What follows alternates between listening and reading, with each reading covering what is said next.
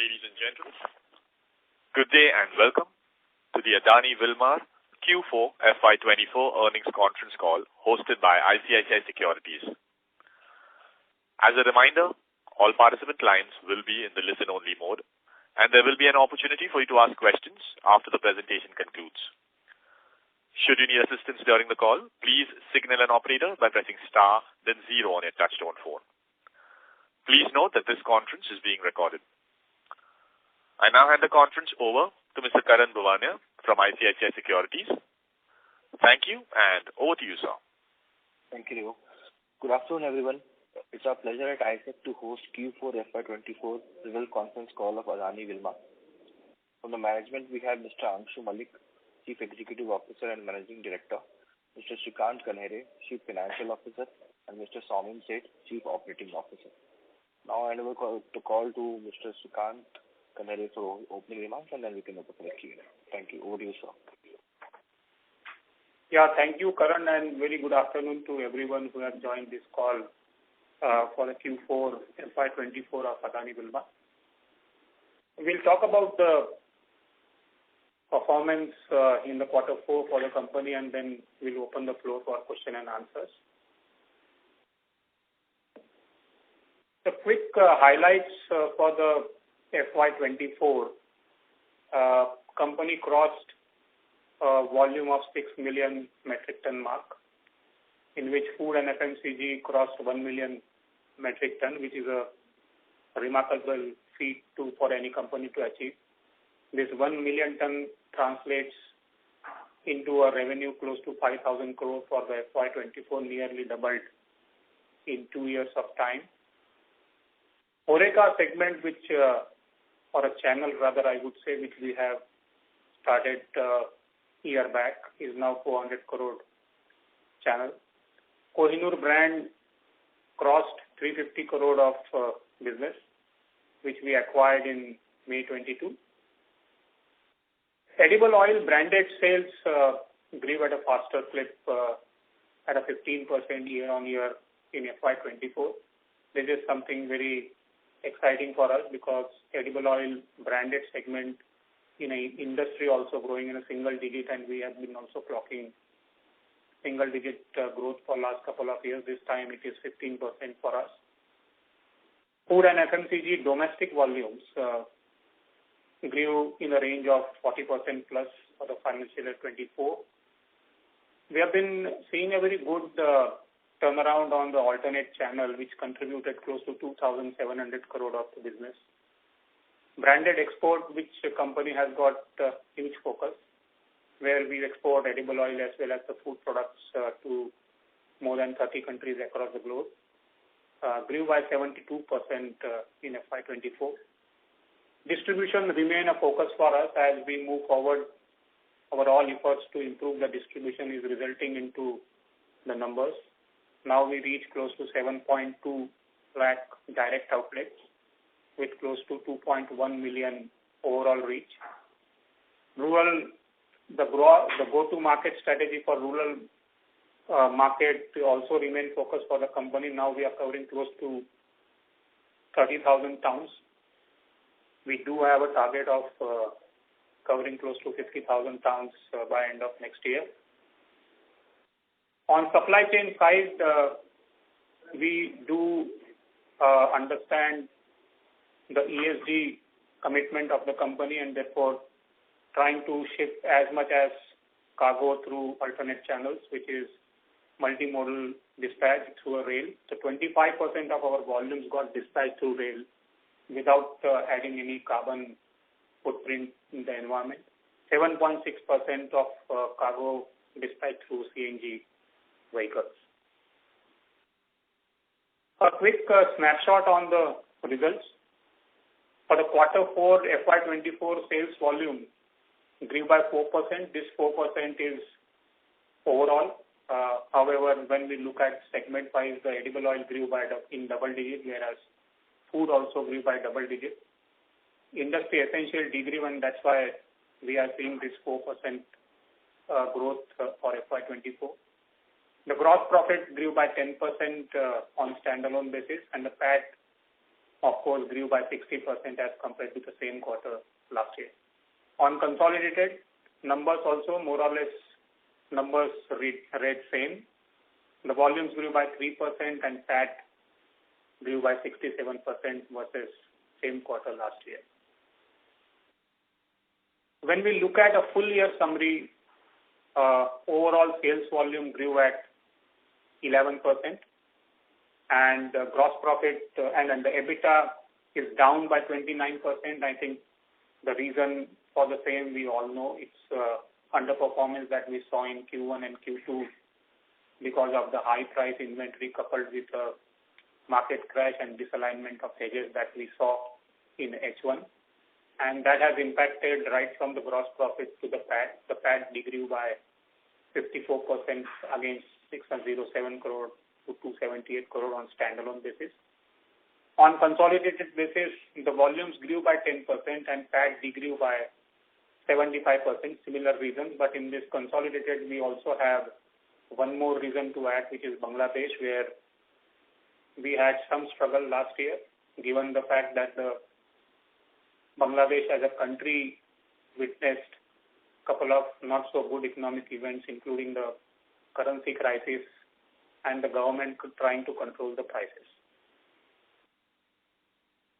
On a profit performance quarterly, I think we are slowly moving back to the normalized profit which we used to deliver in FY21, 22 and 23. Whatever we saw in Q1 and Q2 in terms of disalignment of hedges and commodity volatility is now behind us, and we are now delivering the EBITDA and gross profit, which is a standard run rate at which we were running. Profitability recovered in H2 after the subdued profit in H1 24. So gross profit for H2 at 3,122 crores against 3,038 crore of same H2 of last year. EBITDA in H2 24 is close to 863 crores. So that run rate of 900 crore EBITDA in half is somewhere we are close to that as compared to 962 crore of EBITDA in H2 of last year. This time we had a reclassification of derivative gains and losses, which is in accordance with the accounting practices and been suggested by our auditor. Earlier, these gains were forming part of the material consumed, and this time we have adopted a reclassification where the derivative gains and losses are being regrouped or reclassified as other income or other expenses as the case may be.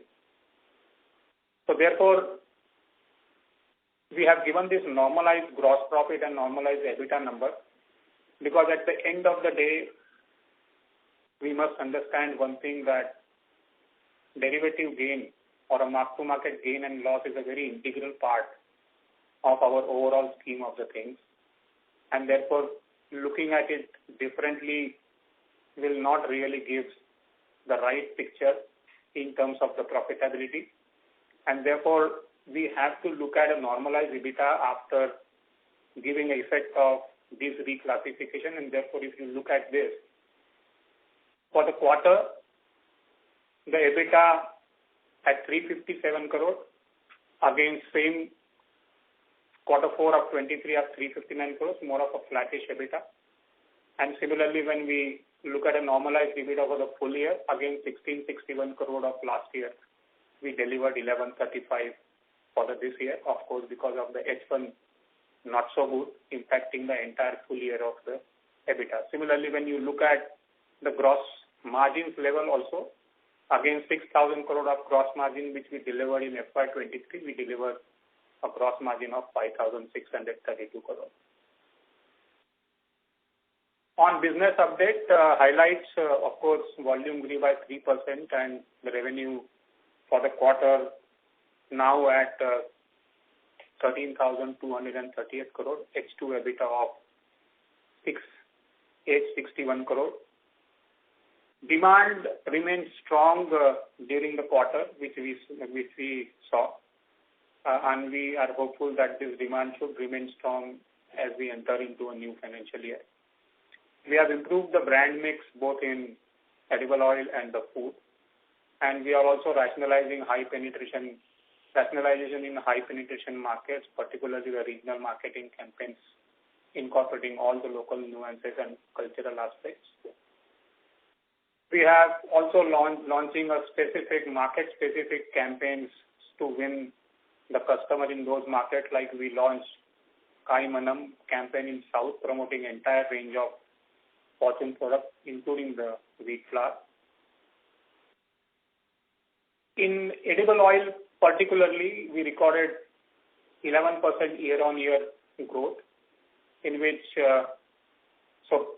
with a revenue of 10,195 crore.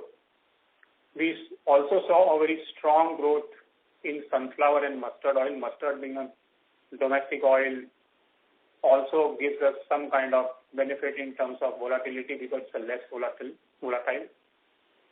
We gained market share in mustard by a good 180 pips, and now we have 15% market share. The domestic branded sales volume grew at a faster clip at 13%, while overall oil grew at 11%, but branded segment grew at 13%, leading to the market share gain of 60 bips. Branded product overall delivered a very strong contribution to the profits in FY24. When we look at the food and FMCG, it grew by 23% year-on-year. For the financial year 24, export restriction has been a drag for the food. In FY24, the domestic volume grew in the range of 40%. And that's very encouraging for us because most of the branded products that are getting sold in domestic market for us. Wheat business has gained share in the South India, and we have a very specific focus for this market, which is a very remunerative market. And we are continuing with various campaigns to see that we keep growing in this market with a distribution reach as well as the marketing campaign. We do understand the fact that leveraging edible oil distribution is something which is very important for the food segment to grow, which we are continuously doing. The key metrics on the edible oil, if you look at for the full year, edible oil grew at 10%, whereas the branded segment grew at 15%. When we look at the edible oil grew at 13%, whereas branded segment grew at 12%. So branded growing at double digit against the industry growth of single digit, less than 7%, is a very encouraging story, and that's reflecting also in our market share. If you look at the market share going up from 18.4 to 19%, giving us strong number one player in the country. Segment-wise EBITDA, food contributed EBITDA of close to 1,146 crore against 1,393 of last year. The reasons we know why the EBITDA contribution from the edible oil is lower than last year. On capacity utilization, we are quite well placed, 60% capacity utilization, so we still have a good amount of headroom available for any kind of growth that we may see in coming years. Similarly, for the food and FMCG, overall business grew by 17%, whereas domestic business grew by 43%. And similarly, when we look at a quarter, overall business grew by 11%, whereas the domestic business grew by 33%. A very good story on the segment EBITDA. We are consistently improving the volumes also and improving the margin profile also of the food, and that is what we are saying since beginning, that food once reach a respectable level should start contributing to the overall profitability of the company. For the financial year 24, food contributed an EBITDA of 170 crore on a turnover of 5,000 crore, close to 3.5% of EBITDA, which is quite encouraging for us. Atta, which is one of the focus area for us, growing steadily with the market share going up from 5% to 5.6%. Basmati rice overall, including Kohinoor and Fortune, we are flattish as far as the market share is concerned. But we do have a plans to see that how this market share crosses double digit and we become a strong number 3 player in the country. When we look at a distribution, because this is a very important aspect of our business, because without distribution you can't enjoy a pan-India presence of your brand, and this is very important parameter for business to look at. Now we have close to 2.1 million outlet reach, in which 720,000 is a direct reach. This direct reach is actually 2.4x when we compare it with March 20 number. Similarly, rural town coverage, as I said in the earlier slide, that it remains for a focus area for us. We are steadily growing on the rural town. Right now, we are covering close to 30,000 towns, but we do have plans to take this to 50,000 towns. The rural saliency remains at 30-31%. For us, it is improving. In fact, till last year it was 30%. This year it is actually 31% in terms of our overall scheme of the things. Alternate channel is something which we have realized that this is the channel which is growing much faster than the general trade, and this is also a most remunerative channel for any brand company. In our case, this channel has contributed now for revenue close to 2,700 crore plus of revenue. In this whole alternate channel piece, e-commerce is growing faster than the modern trade. The overall growth of alternate channel is 29%, whereas the e-commerce has grown by 42%.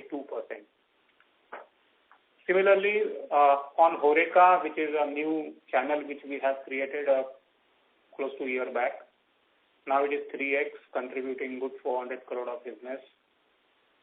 On a branded export, which is again a focus area, we have more than doubled the sales, which is growing by 72% and now close to 200 crore of turnover contributed by this channel, 30 plus countries, where we are exporting all the products under the brand name Fortune, whether it is a edible oil or whether it is a food products. As I said in earlier slide, the alternate channel remains a focus area because this channel is growing very fast and also a remunerative channel. We have seen our market share is very, very good in this channel. While, for example, in edible oil, our overall market share is 19%, but when we look at a soybean and mustard, particularly on sunflower, on alternate channel, our share is anywhere between 15 to 80%. So there are, for example, in soybean oil, depending upon market to market, share might be in the range of anywhere between 40 to 80, for mustard 30 to 70, for atta 10 to 20. This is building up very fast, and for the besan 20%. So this is something which we will keep growing as we move to the next financial year. On marketing, I will quickly pass on this because these are more of a social media connects which companies do. Company understand a very importance of digital marketing, which is growing very fast nowadays, and it allows company to connect with the customer directly, and it has got a better penetration than any other channel. So company continue to do a lot of digital marketing campaigns on social media just to see that we get a focused concentration on the customer. Besides digital marketing, we also did above the line ATL activities for Fortune and our King's brand. Fortune, we recently launched one TVC to reinforce the premium of the Kohinoor brand and authenticity of the taste which Kohinoor brings in. On ESG, this is the last part of my presentation. On ESG, company is very much committed to ESG, and we understand the criticality of this. We are doing a lot of energy and water conservation efforts in a various our plant, which is resulting into efficiency in steam, power and water. As I said earlier, 25% of our dispatches are on a multimodal, which is allowing us to earn the rail green points. In FY23, we had 22,000 green points. In FY24, we earned close to 28,000 of green points. Solar or a renewable energy or a green energy, in whichever name you may call it, is also something which we are working very closely. As of the close of March 24, we have close to 9 megawatt of installed capacity of solar against our overall requirement of close to 70 megawatt at a company level. So we are little more than 10% of electricity is now been on renewable. We are working that how can we take this 9-10% of renewable energy to 100%. This is something which we are working internally, and we will be coming back on our plans. Rainwater harvesting, we are continuing with many plants. Tree plantation remains, so all the plant locations, we are trying to identify the places where we do tree plantation. And of course, sustainable procurement remains a focus area, with 90% of the palm oil now is traceable till mill. And we are also extending this sustainable sourcing to our domestic sourcing as well. On logistics, I will not spend much time. I have already spoken about how the dispatches are happening, which are able to give us an ESG benefit.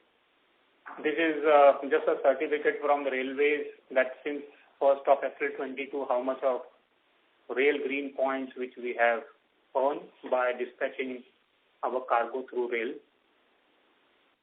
So this is all from my side. The presentation ends here. And now I would certainly ask operator to open the floor for question and answers, and we would be happy to take the questions. Thank you. Thank you very much. We will now begin the question and answer session. Anyone who wishes to ask a question may press star and 1 on their touchtone telephone. If you wish to remove yourself from the question queue, you may press star and 2. Participants are requested to use handsets while asking questions. Ladies and gentlemen, we will wait for a moment while the question queue assembles.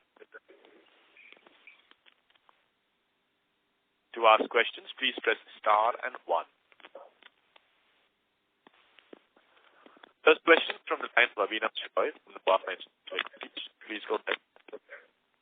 Yeah, बोला.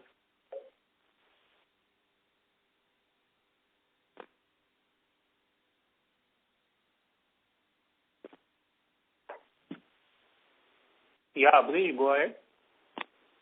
Sorry, the name was not audible. So am I audible? Yeah, very much. Sure, thanks. So 2-3 questions. First is foods and FMCG this quarter volume growth of 9% and value growth of 16%. Are you happy with this? And if you could give more color on how rice has done, because there you have done that acquisition, how has that scaled up? Because clearly this is having much more potential, but 9% growth of volume is lower than your even edible oil volume growth, where you are already very strong number one. Yeah. Yes. 9% volume growth is an overall volume growth in food and FMCG. But when you look at the domestic business, we have seen 39% growth. In exports, we got impacted because of the non-basmati rice, that is the white rice that we had exported Q4 last year. That was around 50,000 tons, which was practically nothing this quarter because it is banned, both broken and white rice. So there we got impacted. Otherwise, the domestic business, where we have more concentration, we have done 39%. Going forward, this impact will not come because the impact has already been felt this year. Next year onwards, the export volumes are standardized, so that should not be a problem. Going by your statement that food and FMCG should grow faster than oil, surely we agree. Oil will grow at around 10%, but food and FMCG quarter on quarter we have been growing at 30%. On Kohinoor, when we bought this brand, the highest that McCormick had done earlier was 38,000 tons, and we have done 50,000 tons. We have crossed that in the second year itself. May 22 we took over, and we took 6-8 months to understand the structure and all that. And after that, 23-24 this year, we have done more than that. So we have crossed what McCormick did as the highest level. And going forward, you are right, Kohinoor should do better. And we are confident about the brand strength. Thanks, sir. One or two follow-ups. So one, in Q1, the white rice and broken rice exports won't be an issue? White rice, we are not going to do because we are not supposed to do. The G2G business has now started, so possibly some business is happening where we are supposed to buy and sell to the cooperatives NCEL or Cripco, and they are exporting. So we have started getting some business on that, and this quarter possibly we'll do some business. Okay, but that will not be counted as an export because we are not the exporter. We will only be domestic procurement and selling to the Cripco or NCEL. Okay, so to understand correctly, even in Q1, the FMCG, foods and FMCG could get some impact because of the white rice, broken rice exports, right? No. Because last year, only one quarter we might have Q1 because the ban came in August. So April, May, June, whatever little bit of rice that we had exported, that might get impacted. To mitigate that, the G2G business, what we are doing, will bring that volume, but instead of export, it will now become domestic. Right. Now, related question on Kohinoor. You mentioned you have gone beyond the earlier owner's performance from 38,000 tons to 50,000. I understand your own presence is also there in this segment. So, on a combined basis, what's happening? Is there any kind of cannibalization because your own brand is also there? So, combined market share, if you could comment, where is it now and where do you see in 3 years? See, combined market share has dropped by around 0.2%. It was 7.9. It has come down to 7.7. The major impact has come not in Kohinoor but in Fortune. Now, that was because 1 or 2 festive seasons we had pushed good quantity through the modern trade. That business did not happen, and hence that quantity was not available during this year. But going forward, we have plans to enlarge our retail base. The retail base of rice today is around 65,000-70,000, which we want to take to at least 125,000. And we are confident that retail base will give us a lot of benefit.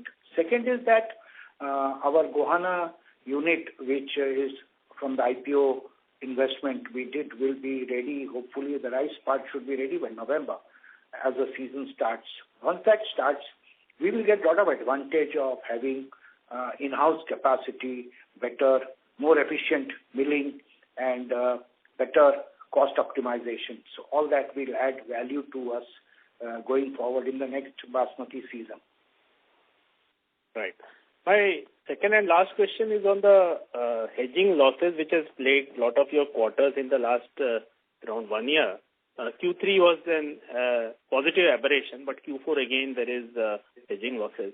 So 2 questions here. One is why it is again recurring, because what I understand is now last 6 months at least, the commodities have been in fairly range bound. It's been in a tight band. Given that scenario in some of your key raw materials, why should there be hedging loss? Second is FY25, what can be different in terms of hedging loss? Because this has been really taking down your profitability in a significant manner. No, so Avnish, while on a hedging losses, what I would like to comment is that I don't think we should look at hedging loss only as a standalone, because the second leg of the hedging loss always sits in a gain at the side of either in inventory or the sales which we have impact. So we have to look at overall. Having said that, this quarter we have not suffered any loss due to the commodity volatility. In fact, we do have some bit of gains sitting in the inventory and some bit of mark-to-market gains sitting in the contracts, which will get settled only when these deliveries will happen in next quarter. So those, to that extent, in fact, the gains sitting in the inventory and contracts have been carried forward to the next quarter.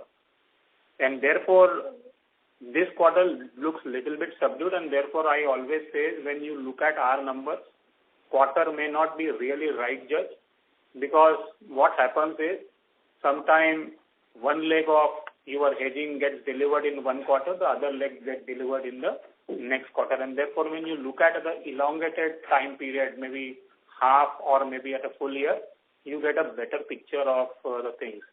And therefore, I can confirm this quarter has got no impact on hedging losses per se. I think, and whatever happened was to us in terms of hedging losses, in terms of disalignment of hedges or inventory, high price inventory happened only in Q1 and Q2.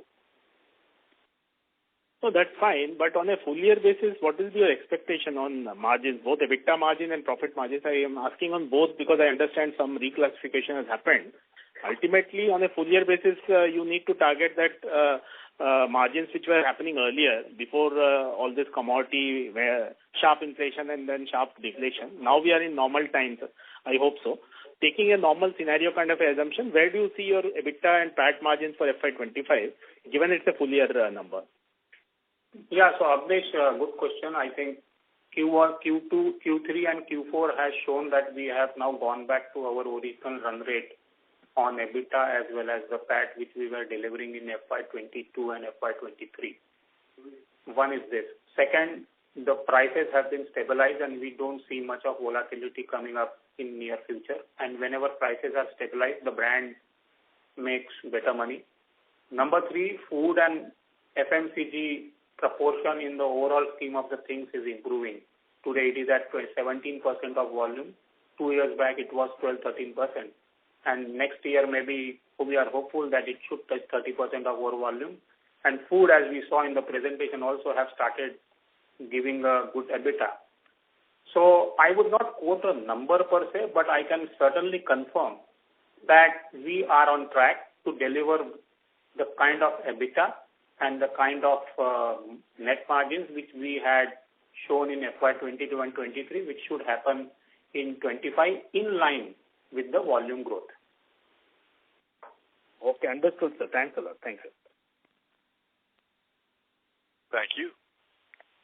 Before we take the next question, a reminder to participants that you may press star and 1 to join the question queue. The next question is from Aniket Kulkarni from BMSPL Capital. Please go ahead. Yeah, good afternoon and thank you for the opportunity. So my question is specific to mustard oil production. So can you tell me what are the current spreads and what are the demand supply factors that are currently governing the spread, and how do we see the spread improving from here on? The mustard oil production is estimated at this year. The crop is very good and the harvest is going on. We see a very good crop, and the crop is estimated at 112 lakh tons. 12 million means 120 lakh tons. That is almost around 8-10% higher than last year. That is one. Two is that the government also has a lot of, I would say, strategy of increasing the mustard oil production because it's part of the Atmanirbhar oilseed mission that the PMO has driven to make country self-sufficient. So mustard oil will be a focused oil for the government. And we, as the largest player in mustard, we understand this, how we can also increase our volumes and also the margins. Let me tell you, mustard oil gives us very good and stable margin. As Fortune Kachi Ghani mustard oil, number one mustard oil, we have overall 15% market share. And this market is very fragmented because there are so many brands and so many small manufacturers. So 2%, 3%, 4%, these are the type of things you have. and in that we are 15%. Margins are very good, and we have started expanding in milling capacity. This year, amongst the IPO project, 600-ton crushing per day has been commissioned, so that is now ready for operation in this season. In Gohana, we are coming up with another 600-ton plant, which will be ready by, say, another 1 month or so, and at least we can do crushing there. So 1,200 ton of crushing should give you additional around 35% of kachi ghani. So that is the type of oil that we will get, pure kachi ghani oil, and which will add to our volume. Now, mustard oil, we have been growing at around 19-20% per annum, and that is a very healthy growth rate. It is more than refined oil. So consumers are looking at mustard oil, and that has happened after the COVID. We are seeing that consumers have remained more loyal with unrefined oil, or what you call as a cold press oil, because Kolu is a cold press oil. So looking forward, we have made good profits in mustard, and we will continue to do that because of the brand strength. Okay, so you're saying that production will be substantial this year. So will it have any effect on your pricing, or I mean, does it matter in terms of pricing your products? I mean, if the supply is low, do you charge higher prices, or is it maintained and you take a hit on your numbers? See, higher production is good. The markets remain stable, and when it remains stable, the brands get a lot of strength, because volatility in prices brings a lot of fluctuation in MRP. So for us, the lower prices gives us higher margins, and we would always like higher production, because that is better for the country as well as for the brand. Okay. And just one last question, is the current production which happens sufficient for the demand, or is it higher or lesser, or I mean, is the demand in line with the supply, or how is that balance in the market? So it is, I think, very good production going on. Earlier, 3 years back, it was only 80 lakh tons, and from there it has gone to 120 lakh tons. A lot of area where in Rajasthan we have seen farmers have shifted from wheat to oilseed, because last year they got good money in mustard oilseed. So that is good in one way. It is encouraging. Haryana and Punjab has also started producing more mustard, because it gives them good margin. Okay. All right. Thank you for your answers, and best of luck for the coming quarters. Thank you. Participants who wish to ask questions, please press star and 1. The next question is from Harit Kapoor from Investec. Please go ahead. Yeah, hi, good afternoon, sir. Just had 2 or 3 questions on the food and FMCG business.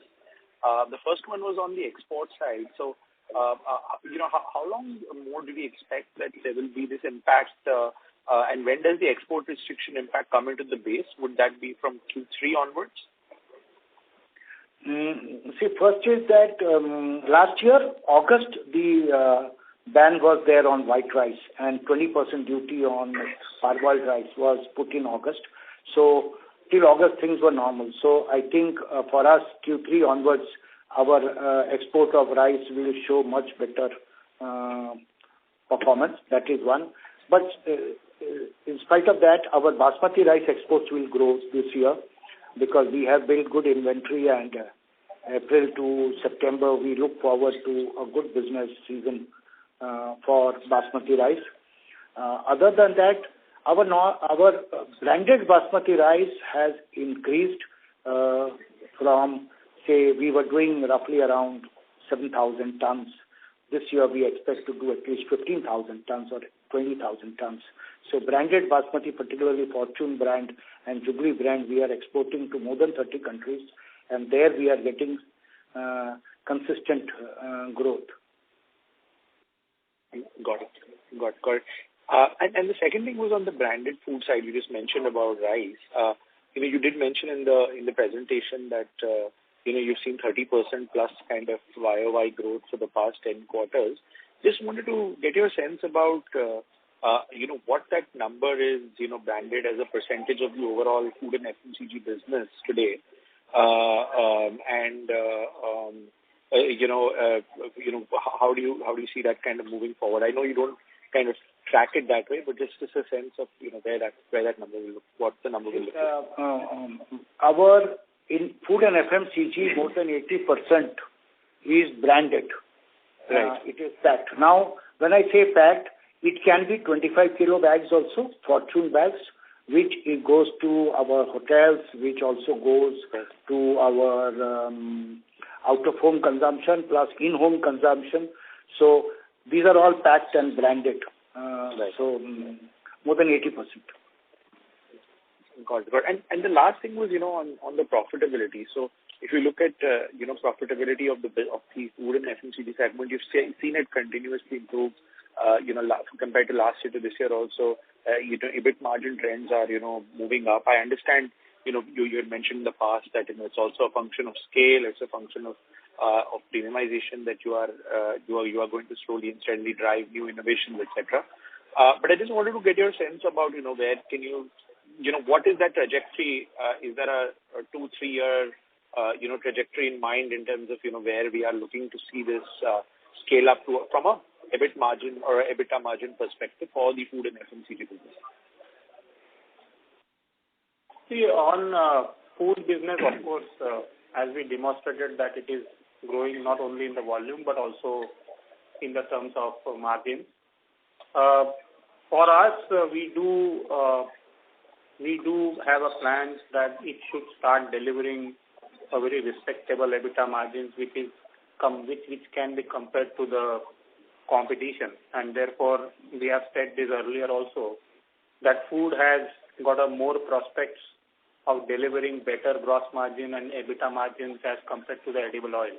Yes. Edible oil margins can be ranged between 3.5% to 4%, but food can give double than this. And therefore, we are moving on this trajectory. And I think we have no reasons to believe that in next 2 years of time, by the time when we will cross the volume of more than 1.5 million tons in food, we should have that pricing power in hand, which can give us a better margin than the edible oil.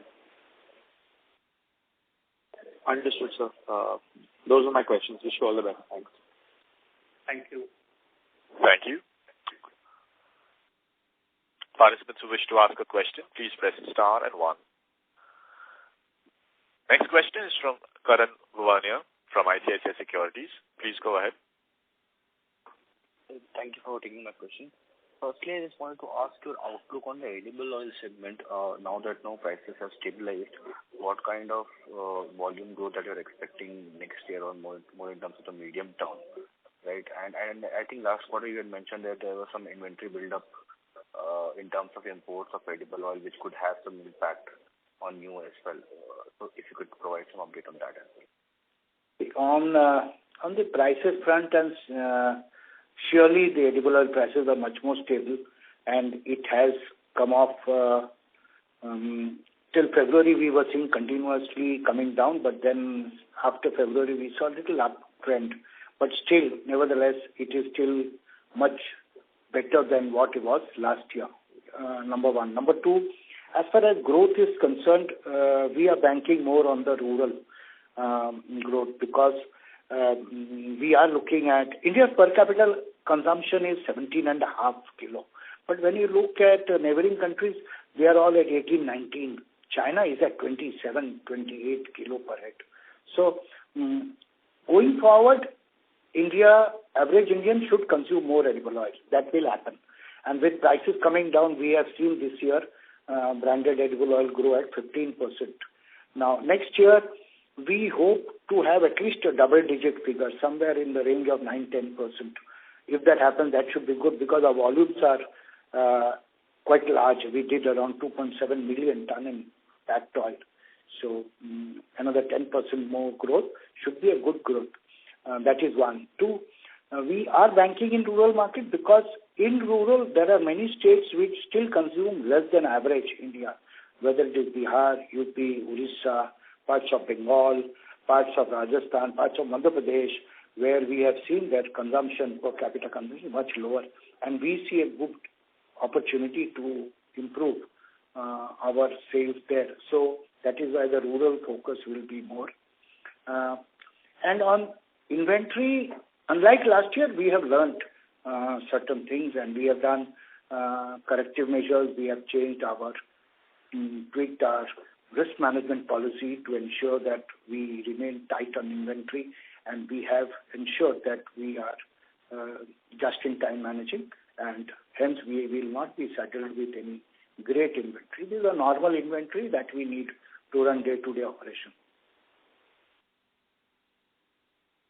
Thank you, sir. Also, if you could just highlight that now that the branded segment is growing faster than the unbranded segment within edible oils, what kind of profit improvement we can see in that segment because of branded growing faster? And lastly, my question will be on if you could explain what has happened in the industry essential segment which has led to such a steep decline in volumes. What specifically has happened? Thank you. On industry essentials, I will say that there are three components. One is oleochemical, another is castor, and third is the oil meal. Now, oleochemical business has been doing very well, and we have been growing over 20% year on year, which we hope to continue. So there is no problem there. Castor oil, we are world's largest exporter and processors, and plants are running at almost 95%. So we are up at the thing unless we add more capacities, but we are adding capacities in derivatives, which is value-added products and not the base making just castor oil, but we want to get into derivatives and specialty castor products. There we are investing. So castor business will grow at 5% or so. What impacted our volumes were the oil meal export. Oil meal, we are big exporters of oil meal. That in the last quarter did not happen because mustard arrivals got delayed and there was rain, so the oil meal was not available on time for exports, and we missed on that. And the prices were not the prices also went up, and globally consumers were not willing to buy at higher prices. So the oil meal export, particularly rapeseed oil meal, was impacted. I hope in Q1 this year we will recover substantially. So on your first question, the oil mix between the overall oil basket, I think yes, of course, the branded portion will go up more because the loose is not the priority for us. Of course, brand remains priority for us. And brand, if it keeps growing at 8-9%, as Mr. Malik said, which is in line with the industry growth, I think in the overall scheme of the thing, branded should improve.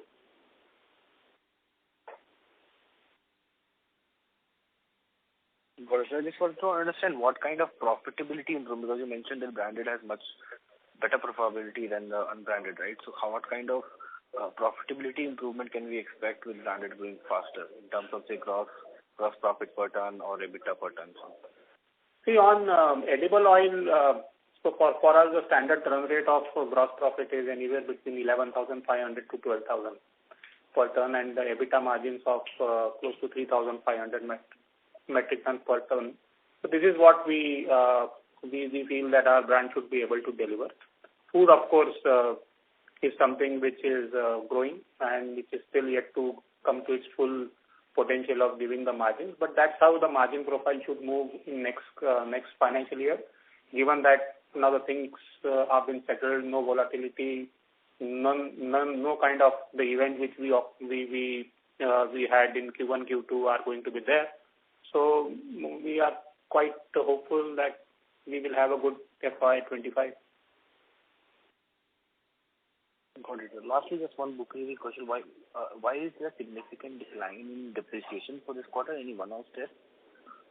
No, there is no one-off as such. Basically, management keep doing the exercise of revisiting the useful life of the assets.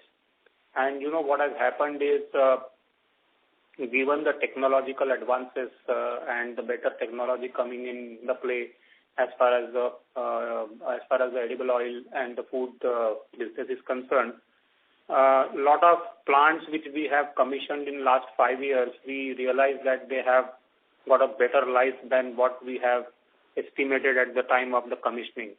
So we have revisited the useful life of such assets which we had put in last couple of years, and that has actually resulted into a depreciation gain. Otherwise, there is no one-off as such. Got it, sir. Also, if you could speak about your Bangladesh joint venture, how is the economic environment, and do you expect some recovery going forward? On that. Thank you. See, Bangladesh, of course, was one of the reason why our profitability got dragged in FY24. We had two issues in Bangladesh. One was the acute crunch of foreign exchange availability in the country. In spite of spending money, we were not able to get the money, and given the fact that our business clearly depends on the dollarized borrowing because everything is imported in the country. So we had to face a lot of issues on this, and we had to spend a lot of cost, which has impacted the profitability. Second was, given the crisis in the country and a post-COVID impact through which country was going through, the government in Bangladesh was actually trying to control the prices, and we are not allowing the operators or business players to increase the prices in line with the international oil prices. So we got stuck on both the sides. One, international prices were high, but we were not being able to increase our price in Bangladesh. Second, we also got a beating on the FX, that in spite of this, we had to spend a lot of money on getting FX. So both this problem as we stand today, as we speak today, are more or less got resolved. Bangladesh went into elections in January with a now fresh government coming in place. Most of the macros have been improving in Bangladesh. Availability of FX is now there. Prices have cooled down. Government has also allowed us some free hand on the pricing. And the business is now giving a good numbers in Bangladesh, at least which we saw in the month of March as well as month of April. So FY25, we do not see any drag on the profitability due to the Bangladesh operations. Got it. Thank you. Thank you for answering my questions. That's it from me. Thank you very much. That was the last question. I would now like to hand the conference back to the management team for closing comments. Yeah, I would like to extend our sincere thanks to everyone who had joined the meeting, taking out their time to listen our story, listen our numbers. Do keep tracking our company in case of any issues. Do keep in touch with our IR team, and we would be happy to respond to your questions. Thank you very much. Thank you from our side, and thank you for attending. Thank you very much. On behalf of ICICI Securities, that concludes the conference. Thank you for joining us, ladies and gentlemen. You may now disconnect your lines.